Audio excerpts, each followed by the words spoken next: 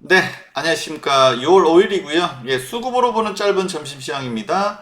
네, 오늘의 제목은 딜레마에 빠진 미 증시. 네, 국채 금리가 내려가고 네, 고용 지표도 좀 둔화되고 있죠. 예, 그러면은 이제 증시는 좋아야 되는데 미 증시는 뜨뜻 미지근합니다. 그래서 제가 뭐 미국 증시 너무 그쪽 모두가 그쪽으로 향하게 되면 네, 정확하게 인간 지표라고 말씀드렸습니다. 그래서 무조건 그게 답이 아니다라고 말씀을 드렸었고요. 그래서 딜레마에 빠졌습니다. 미국 증시는 더 가야 될까요? 내려가야 될까요?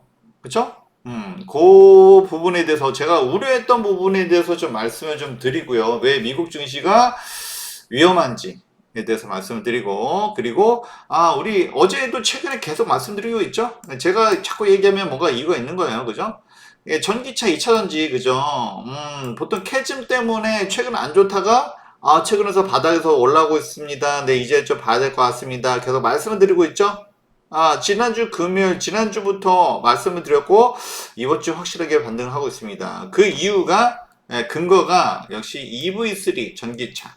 요 이야기를 안 할 수가 없죠. 네, 오늘 시장에 가장 핫한 이슈가 될 것 같고요. 이제 드디어 이제 뭔가 움직이기 시작한다. 라고 말씀을 드릴 수가 있네요. 네, 6월 5일입니다. 일단은 미국 증시부터 먼저 말씀을 드릴게요. 제 미국 그쵸? 모두가 그쪽으로 몰려가니까, 이제는 좀, 이제는 고점이 왔구나. 이제 뭐 인간 지표로도 그렇고요. 이제 그런 게 문제가 아니라, 이제 문제가 진짜 뭐냐면은, 이제 미국 증시가, 이거는 이제 6월 3일입니다. 그저께죠. 그래서 제조업 지수가, PMI 제조업 지수가, 이제 둔화되고 있습니다. 그래서 제가 계속 말씀드렸죠. 미 증시가 미국이 너무 고금리예요. 그래서 좋은 것은 일부 빅테크들이고 그 빅테크들의 특징이 뭐냐면 팹립스입니다. 그냥 설계만 하고 프로그램만 짜고 이래요. 그러니까 제조업은 안 합니다. 이게 미국이 제조업이 망한 지가 오래됐잖아요. 그죠? 그래서 이제 중국을 키워줬는데 중국이 너무 기어 올라와. 그러니까 그 막으려니까 오히려 한국이 수혜를 입고 사실 뭐 한국 입장에서도 중국이 너무 올라오니까 그 저가 공사니까 한국도 좀 좋지 못하죠. 그래서 한국하고 미국의 이해관계가 잘 맞아떨어진다라는 점은 좋은 점이지만 어쨌든 간에 미국은 제조업이 좋지 못합니다. 가뜩이나 죠? 제조업을 살리려면 금리를 낮춰야 돼요. 근데 인플레 때문에 못 낮추잖아요. 누구 때문에? 빅테크 때문에. 빅테크들은 어차피 인공지능이나 뭐 로봇이나 이런 것 때문에 인력도 많이 쓰지 않습니다. 결국에는 그들만의 리그 말씀 계속 드리고 있죠. 음, 그래서 지금 이게 이제 지표로도 이제 드디어 나타납니다. 그죠? 제조업 지수도 지금 50 미만으로 내려와 있고요. 계속 떨어지고 있죠. 이게 뭐 고금리에서 이게 탄력을 받을 수가 없어요. 아무리 제조업하고 싶어도 이거 못합니다. 그죠? 예. 그리고 이제 구인 보고서. 그래서 고용 지표는 그래도 뜨거웠었잖아요. 근데 지금 어제 졸트에서 구인 보고서가 있었는데 예상치보다 하회했고요. 근데 이 예상치보다 하회한 게 지금 21년도 이후로 최저입니다. 그래서 물론 뭐 바이든 행정부에서 인위적으로 뭐 늘릴 수 있어요. 그럼 나라 국가 부채가 올라가겠죠. 역시 이것도 꽤 좋은 방법이라고 할 수는 없습니다. 자연적으로 뭔가 경기가 부양이 되려면 금리가 낮아져야 돼요. 근데 이제 지금 고금리 상태에서 이게 민간 경제가 어렵다는 겁니다. 일부 그쵸? 빅테크들은 어차피 인력도 줄이잖아요. 얘네들은 어차피 그냥 설계하고 뭐 이런 팹리스들이란 말이에요. 얘네들은 그 본질을 알아야 돼요. 그러니까 뭐 지금 미국도 이제는 이제 이민도 조금 이제는 이제 그 바이든도 이제 그 이제 표 때문에 이민도 좀 줄이고요. 그러고 이미 뭐 구인 보고서에서도 고용 보고서도 역시 둔화되는 모습을 보여주고 있습니다. 그래서 근데 이런 것들이 보면은 다 금리에 영향을 주죠. 지금 4.3으로 다시 내려왔어요. 4.5 위로 올라가다가 급격 떨어집니다. 최근에 경기 지표들이 다 미국의 경기는 안 좋은 것으로 나오고 있죠. 예. 그래서 그래서 어쨌든 간에 지금 국채 금리가 이렇게 내려오면 나스닥은 막 막 춤을 추고 난리가 나야 되거든요. 근데 어제 미국 증시 관심 있으신 분들 보셨겠지만 뜨뜻미지근합니다. 그죠? 여기에 더 이상 환호를 하지 못해요. 왜? 아니, 금리는 당연히 낮춰줘야겠지만, 미국의 경기는 수축 국면에 있습니다. 그죠? 고금리를 감당이 안 되는 거죠. 일부만, 그죠? 일부 빅테크들만 좋았지. 아니, 솔직히 말하면, 엔비디아라든지, 또, 이런 빅테크들만, 주가가 상승했지, 다른 게 오른 건 아니거든요. 그죠? 이게 너무 제가 뭐라고요? 예, 쉽게 말해서 빈익빈 부익부. 그죠? 좋은 것만 좋고 나쁜 건 계속 나빠져요. 이게 미국의 양극화가 굉장히 큰 문제입니다. 그래서 예, 미국의 그 민주당 바이든 물론 뭐 트럼프도 트럼프가 된다고 해서 뭐 개선된다는 건 아니지만 뭐 바이든 민주당 정부가 들어서면 항상 이 문제가 있었습니다. 너무 월가락친하고 이렇습니다. 이 어쨌든 간에 지금 일부만 좋고 진짜 극단적인 진짜 주류들만 그들만 좋고 나머지들은 안 좋습니다. 이게 너무나 양극화돼 있어요, 미국이. 이게 바이든의 참 이게 딜레마입니다. 문제예요. 어, 마음은 그게 아닌 거는 알겠는데 근데 현실은 그렇게 된다는 거죠. 예. 그래서 어쨌든 간에 엔비디아도 뭐 어제 그러니까 오르긴 오르는데 뭐 뜨뜻미지근합니다. 그죠? 그래서 젠슨왕이 진짜 와 대만의 영웅이 되려고 자처를 하는 거죠. 여러 가지 지정학적인 이유도 있습니다. 그래서 뭐 또 그의 마음을 헤아려 보면 역시 대만은 중국이 아니다라는 것을 이야기하고 싶은 거죠. 그죠? 대만의 젊은이들은 나를 봐라. 성공한 나를 봐라.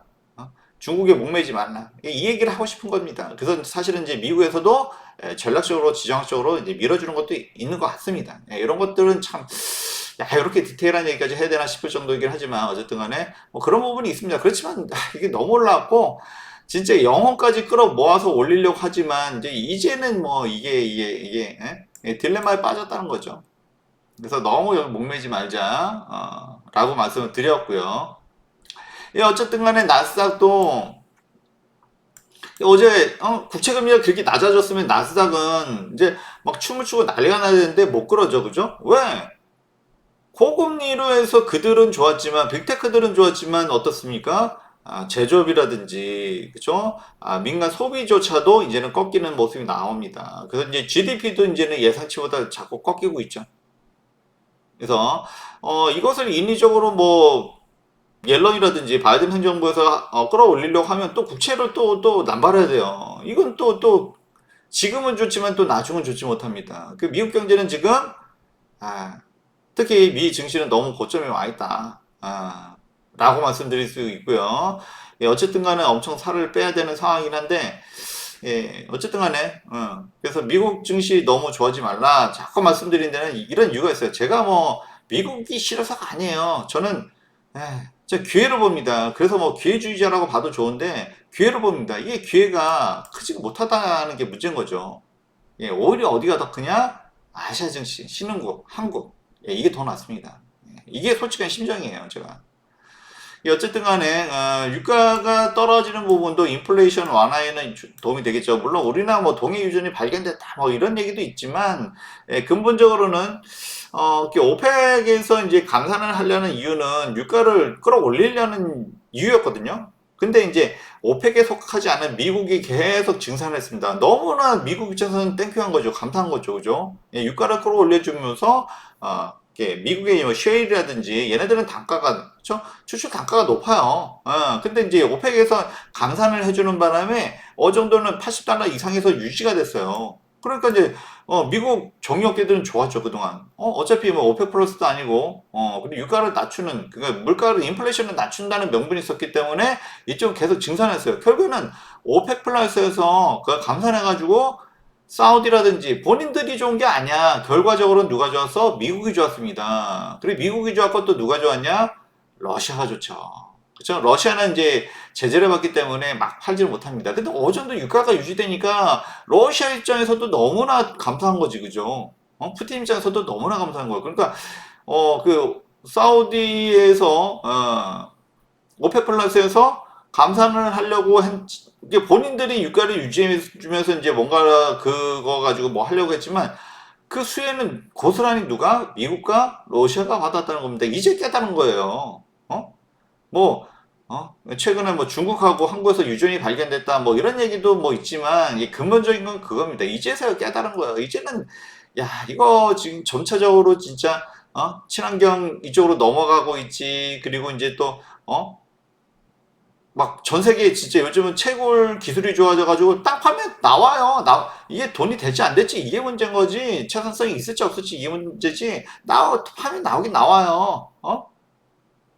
전 세계가 다 산유국이야. 어? 예, 구체적으로 그쵸. 전 세계 국가 중에서 90개국이 넘습니다. 한국도 얼마 전까지는 그러니까 이제 가스가 추출했었어요. 그게 이제 지금 다 떨어지고 이제 그 다음 거 이제 요번에 얘기가 나오는 건데, 얼마 전까지 한국도 산유국이었다니까요. 심지어 한국조차도. 전 세계가 다 산유국에 웬만해서는 진짜 땅 파면 웬만해서 다 나와.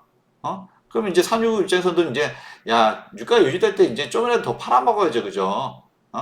그래서 이제 감사는 이제 좀 이제 줄이는 방향으로 가니까 결과적으로 이제 유가가 이렇게 더 떨어졌습니다. 우리 입장에서 또 땡큐죠, 그죠? 어, 이게 어쨌든 뭐 유가 얘기는 말씀드리지만 예, 물가 안정에 굉장히 도움이 됩니다. 우리나라 수입 수출 구조 상으로도 당연히 도움이 되고요. 어쨌든 간에 이런 부분이 전반적으로 지금 뭐야? 국채 금리도 낮아졌지. 그리고 유가도 내렸지. 이런 누가 좋습니까? 한국이 좋은 거죠. 예. 그래서 미국이 좋은 게 아니에요.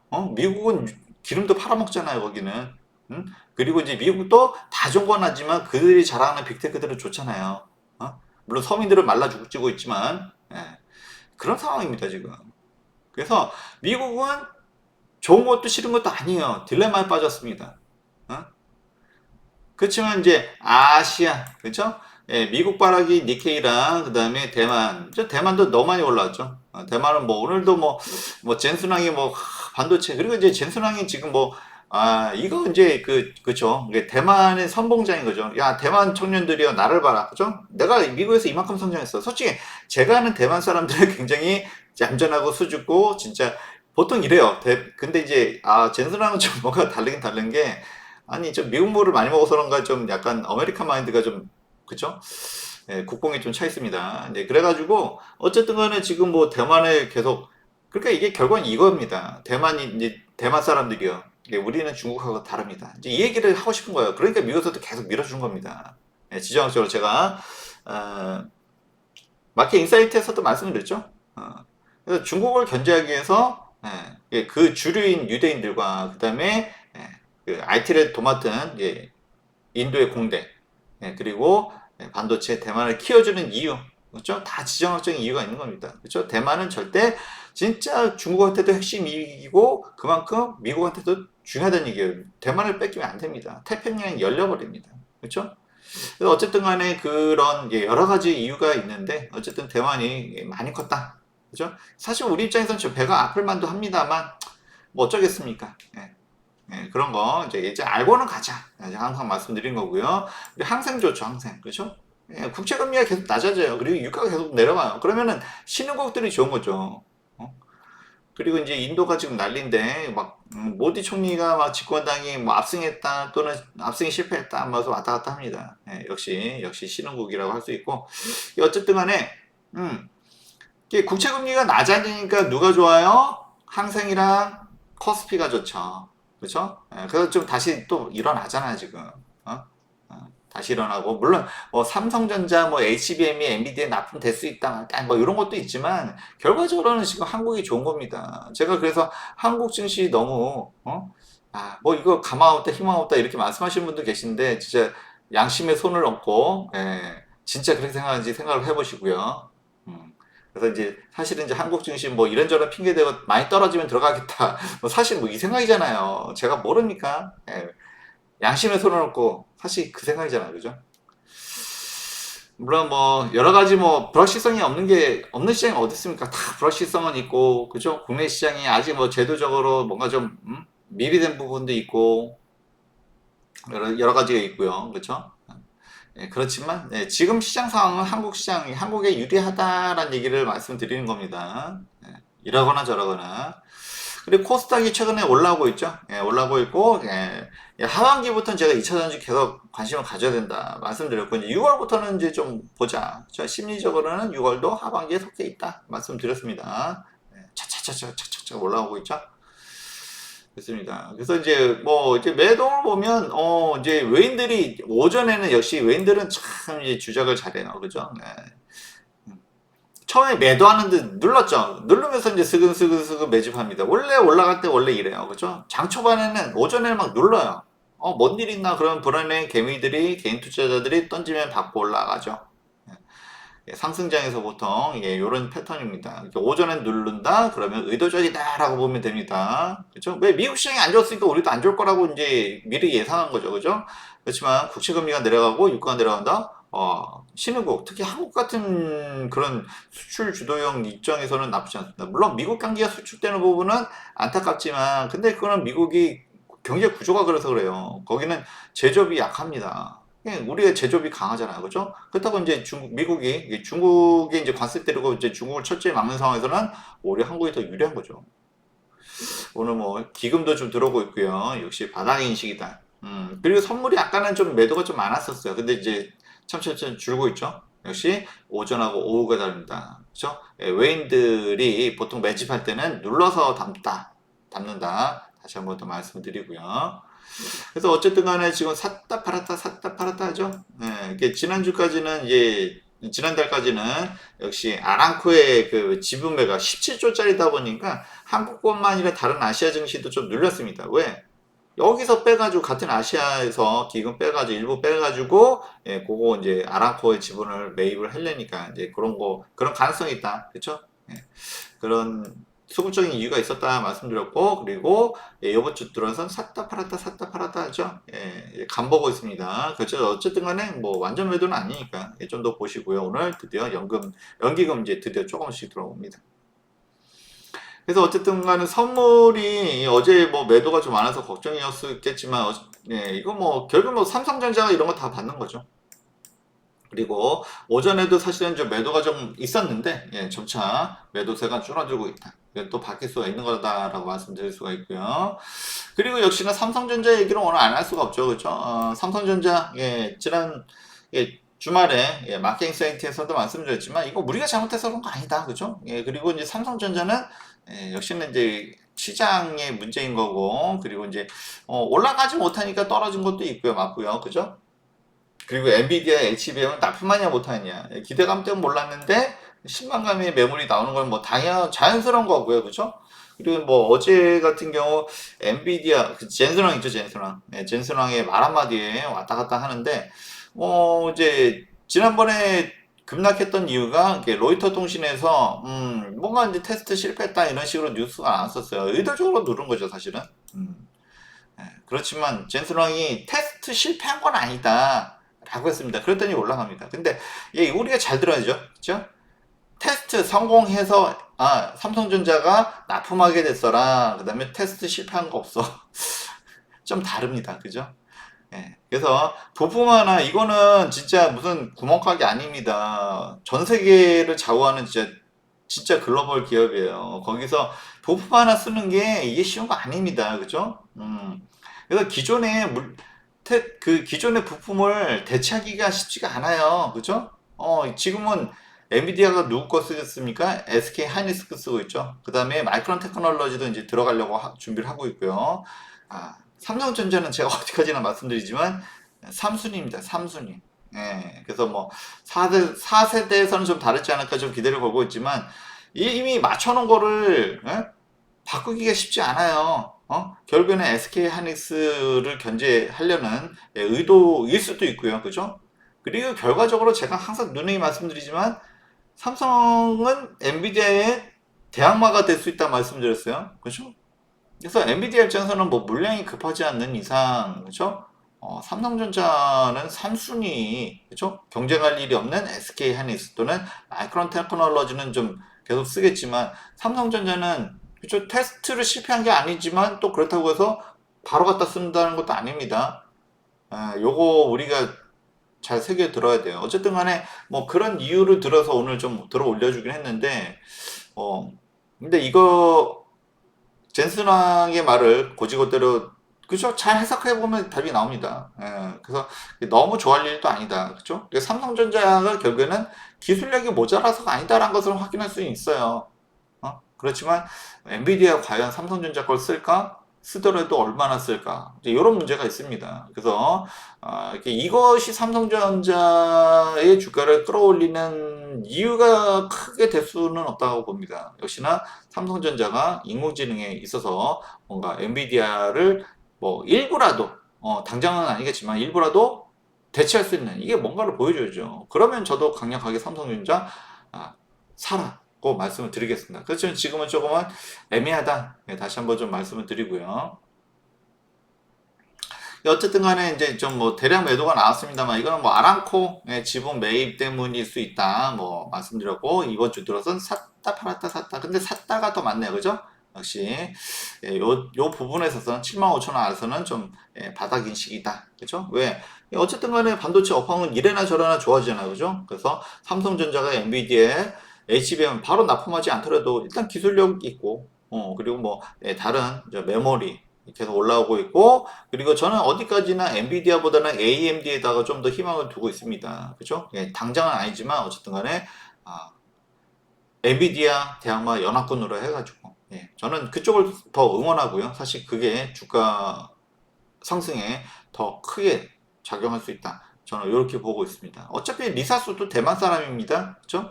뭐 젠슨왕이 뭐 머리에 띠를 두르고 마치 막 이렇게 막 열혈 청년처럼 하고 있는데 저는 그거보다는 이제 리사수가 이게 삼성전자와 좀 더 궁합이 맞지 않을까 싶고요. 그리고 엔비디아와 SK 하이닉스 연합은 이게 깨질 것 같지는 않습니다. 솔직히 말하면. 그건 제 솔직한 심정이고요. 역시 SK 하이닉스 주가 저도 한 주도 안 들고 있어요. 그래서 이제 보이는 대로 말씀드린 거고요. 그리고 이제 역시 2차전지 뭐 최근에 지난주부터 지난 주말부터 계속 말씀드렸죠. 이제는 이제 6월달 되면 이제 2차전지 좀 보자 말씀드렸는데 사실 근거는 이거였습니다. EV3. 그리고 얘가 그 보조금 받으면 3천만 원대 초중반에서 매입이 가능하다라는 겁니다. 그래서 뭐 전기차가 좋은 점도 있고 안 좋은 점도 솔직히 있어요. 그죠? 둘 다 있습니다. 뭐든지 다 좋진 않겠죠. 전기차니까 조용한 점은 좋고, 토크가 좋고, 그죠? 순간 가속이 좋고. 그래서 뭐 전기차 웬만하면 그냥, 100km 그냥 뭐 몇 초 내에 찍잖아요. 토크가 좋기 때문에 그런 거고, 네. 그러니까 어떤 드라이빙 재미도 있습니다. 반면에 이제 좀 뭐, 충전이라든지 이런 게 좀 불편하지만 점점 뭐 이런 것들도 나아지고 있고요. 근데 가장 그 전기차에 이게 진입하기 어려운 게 사실은 가격이죠. 그죠? 같은, 그죠? 이게 이제 그 아마 준준형으로 나올 것 같은데, 일단 뭐 디자인도 이쁘게 뽑았어요. 이쁘게 뽑았는데, 예를 들어 중형이다, 준중형이다, 뭐 이게 급이 있죠. 그죠? 이제 그거에 비해서는 좀 비싸다란 말이에요. 얘가 장점도 있고 단점도 분명히 있습니다. 어쨌든 간에, 뭔가 타고 싶은데, 먼저 이제 그 얼리 어답터라고 보통 하죠. 뭐든지 이제 빨리 쓰고 싶은 사람들은 이미 다 샀어요. 근데 그 다음에, 보통 사람들도, 그쵸, 저와 같은 보통 사람들도, 아니, 이거를 타려고 하면 가격대가 어떻습니까? 좀 더 내려야 되죠, 그죠? 근데 전기차가 이제 배터리 가격 때문에 그중에서 광물, 리튬이라든지 광물 가격이 좀 비싸죠, 그죠? 그러다 보니까 전기차를 쉽게 타지 못하는 것도 있습니다. 물론 여러 가지 뭐 충전에 뭐 불편한 뭐 이런 거보다도 이 가격이 제일 크죠. 가격 문제가. 근데 이제 이게 뭐 중국이 잘했다 못했다는 문제가 아니라 중국 때문에 일단 전기차 가격이 많이 내려왔어요. 중국 덕분이라고 해야겠네 이럴 때 그죠? 중국 덕분에 가격이 많이 내려왔어요. 그래서 중국 전기차에 대항할 만한 이런 낮은 가격대 사실 뭐 이것도 낮은 거 아닙니다. 근데 전기차 지금 가격이 많이 내려왔죠. 그러면서 뭐다 이제 대중화. 아직 뭐 전기차가 뭐 이제 많이 돌아가는 다곤이고 있습니다만 전기차가 아직은 주류가 아니죠. 왜? 가격에 무턱이 있기 때문입니다. 근데 EV3가 이제 이게 출시가 됐어요. 이제 사전 계약 들어가고 조만간 이제는 이제 돌아다닐 것으로 보입니다. 근데 어쨌든 간에 뭐 디자인도 잘 뽑았고요. 요즘 뭐 현대기아가 잘하는 것 중에 하나가 디자인이 괜찮습니다. 성능도 괜찮고 디자인도 일본 차는 좀 디자인이 우리가 좀 너무나 좀 후졌죠. 예. 근데 요즘 현대기아가 잘하는 게 디자인도 예쁘게 잘 뽑아요. 아, 그래서 그쪽에도 공을 많이 들이고 있고 어쨌든 간에 이게 이 정도 되면 가성비가 이제는 이제 가성비 원래 전기차를 가성비라고 얘기 안 하는데 이제 드디어 이제 가성비 얘기가 이제 나오기 시작합니다. 그러면은 전기차의 그 이제 캐즘이라고 하죠. 막 성장하는 거 맞는데 뭔가 좀 덜컥거리는 게 있습니다. 이게 캐즘입니다. 그죠? 성장하긴 하는데 덜컥거리는 거. 캐즘을 이제 EV3를 통해서 좀 어느 정도 완화가 되지 않을까. 근데 이게 EV3 하나면 제가 말을 안 해요. 근데 이제 하반기에 자꾸 2차 전지를 좀 보자라고 자꾸 말씀드린 게, 기아에서는 EV3고, 다른 메이커에서도 이런, 그러니까 좀 차들이, 그러니까 가성비 차들이, 가성비 전기차들이 계속 나와준다는 겁니다. 그래서 하반기에는 줄줄이 있어요. 그래서 오늘은 EV3, 워낙 이제 좀, 이거는 차가 이쁘기도 하고 잘 팔릴 것 같기도 합니다. 뭐 국내뿐만 아니라 해외에서도 좋아할 만 하네요. 물론 테슬라에서도 이제 그 기대하고 있죠. 테슬라에서도 조금은 이제 좀 테슬라가 좀 비싸잖아요, 그죠? 근데 조금은 소형이면서 가격대가 높지 않은 이제 그런 차를 테슬라도 사실은 기대를 하는 거거든요. 걔는 조금 늦게 나올 거 하고 내년쯤 나올 거 하고 올해 하반기 들어서는 기아를 시작으로 해가지고 뭐 포드라든지 계속 줄줄이 있을 겁니다, 그렇죠? GM도 있고. 그래서 이런 것 때문에 전기차의 문제점으로 제기되었던 캐즘은 완화가 될 것이다. 그럼 어떻게 해야 돼요? 2차 전지 봐야 되죠, 그죠? 그래서 이제 계속 말씀을 드렸던 거예요. 그래서 이제 디자인들 다행히 잘 이쁘게 잘 뽑아놨고 가을때도 많이 괜찮아졌고. 그래서 지난 그 주말에 제가 또 인사이트에서 말씀을 드렸죠. LG엔솔 이거 이제 바닥 찍었고 그죠? 원래 35만 원이 심리적인 하한선이었는데 이걸 깨고 데려왔어요. 그래서 이제는 이제 거의 뭐 손절 분위기였죠. 그래서 이것도 정확하게 인간 지표라고 말씀드렸습니다. 이제 모두가 이제 더 이상 희망의 끈을 놓았을 때 좀 잔인하죠. 그럴 때가 진짜 반등할 가능성이 높다 말씀드렸고 이제 저점 바닥 다지더니 오늘 5% 이상 반등 주고 있습니다. 그래서 주봉상 보니까 역시 이게 상장 때부터 우리가 봤었죠, 그죠? 이게 35만 원이 심리적인 하한선이었어요. 근데 이제 지난주에 깨고 내려오니까 야 더 이상 이제 2차 전지는 이제 손을 다들 이제 외면해버리고 이제 더 이상 말도 못합니다, 그렇죠? 다들 포기하고 진짜 손절하고 이럴 때가 진짜 뭐다? 반등할 때다. 이게 정확한 인간 지표입니다. 그래서 LG엔솔 이 코스피 뭐 지금 뭐 순서가 이제 3등이죠. 어쨌든 좀 반등해줬고 그래서 이래저래 이제 삼성전자, LG 엔솔 그래서 코스피가 오늘 좋았고요. 근데 사실 뭐 2차 전지점엔 코스 닥이 좋죠. 그래서 코스피는 이제 다음 주 그 선물옵션 만기일 때까지는 어전도 좀 급등하기는 좀 어렵고 그렇지만 이제 코스닥은 이제 많이 내려오기도 했지만 역시 2차 전지가 좋기 때문에 코스닥이 오히려 다음 주까지는 더 좋지 않을까 일단 이렇게 보고 있고요. 그리고 에코프로비엠 항상 뭐 저는 뭐 이렇게 좀 조심하는 편이긴 합니다만 역시 전저점 내려오니까 또 반등을 해주고 있습니다. 오늘 6% 7% 역시 반등해주고 있고요. 그리고 이제 최근에 양극재 종목도 좋지만 그래서 대주전자 재료, 양극재, 음극재죠. 실리콘 음극재 굉장히 크게 반등을 해줬고 그리고 이제 PMT는 장비 업종이 있죠. 그래서 이게 점 대비해서 100% 이상 올라왔습니다. 이런 종목도 있어요. 그렇죠? 2차 전지라고 하지만 이제 올해 실적이 뭔가 확 그죠? 퀀텀 점프하는 그런 종목들도 있습니다. 그래서 이런 종목들을 잘 선택하면 오히려 이런 게 더 나을 수도 있습니다. 지금 이제 바닥권에서 올라오고 있기 때문에 그렇게 위험하지도 않고요. 그래서 저희 웨스탁이 추구하는 스타일이 이런 거죠, 그죠? 바닥에서 이제 저점 잡고 올라오는 종목들을 좋아를 합니다. 그래서 엔비디아를 좀 조심해라고 자꾸 말씀드리는 이유는 그죠? 너무 고점을 찍고 올라가고 있습니다, 그죠? 이런 것들은 오히려 좀 조정을 받을 수 있는 그쵸? 지금은 이제 젠슨왕이 이제 영원까지 끌어와서 이제 뭐 주가 부양을 뭐 하고 있죠. 그러니까 뭐 버틸 수는 있지만 언젠가는 또 진짜 엔비디아의 대항마가 나타날 수도 있기 때문에 조심하자라고 말씀드리고, 오히려 바닥을 다지고 올라오는 종목들은 오히려 기회가, 올라가면 먹을 게 더 많아요. 그죠? 떨어져도 뭐 5% 10% 이내에서 조정받고 다시 또 올라갈 가능성이 높기 때문에 우리 웰스탁은 이렇게 해서 바닥 잡고 올라가는 종목들을 더 선호한다. 다시 한번 좀 말씀을 드리고요. 그래서 뭐 우리 웰스탁은 이제 건강한 주식 투자죠. 그래서 이제 떨어지건 말까 조마조마한 것보다는 그래도 바닥에서 다지고 올라가면서 편안하게 수익을 내는 것을 훨씬 더 선호합니다. 그런 스타일을 좋아하신다면 우리 웹스탁 같이 하시면 좋을 것 같고요. 우리 뭐 스터디 그룹도 있고요. 그리고 이렇게 우리 그 유튜브 방송도 있으니까 같이 하시기를 바라겠습니다. 그러려면 좋아요, 구독, 알람 설정해 주셔야겠죠. 오늘도 수고하셨습니다. 다들 말씀하시고요. 다들 화이팅 하겠습니다. 감사합니다.